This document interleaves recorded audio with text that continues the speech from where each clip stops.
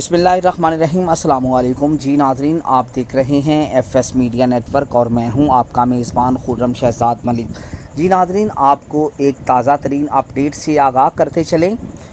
Deputy commissioner Neelam Raja R Mahmood ने कहा है कि अल्हम्दुलिल्लाह ईद उल फितर के बाद वादी के तमाम सियाहती मकामात सियाहों की कसीर तादाद मौजूद है। शहरियों की जानब से सियाहों के साथ सलूक काबिल तहसीन है। कुछ शहरियों ने घरों में भी बिला मुआवजा सियाहों को ठहराया, जिस पर इनका शुक्रिया अदा करता हूँ। शारदा बाज़ार आतिशज़दगी से गेस्ट हाउसेज की कमी हो रही है। मौसमी हालात के मुताबिक इस वक्त बालाई नीलम और लोहर नीलम में वक्फे वक्फे से कहीं तेज़ और कहीं आहिस्ता बारिश का सिलसिला जारी है। ताहम ताओबट तक सड़क क्लियर रही। तमाम छोटी गाड़ियां शारदा तक बासानी जा सकती हैं, जबकि कील और ताओबट तक जाने के लिए 4x4 जीपें जाती रहीं।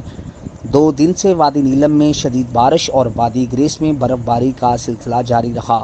कील से ताओबट मुख्तलिफ मकामात पर ट्रैफिक के लिए बंद है। वादी के तमाम अदारे अपने सियाहों की खिदमत और हफाजत की खातर अलर्ट हैं।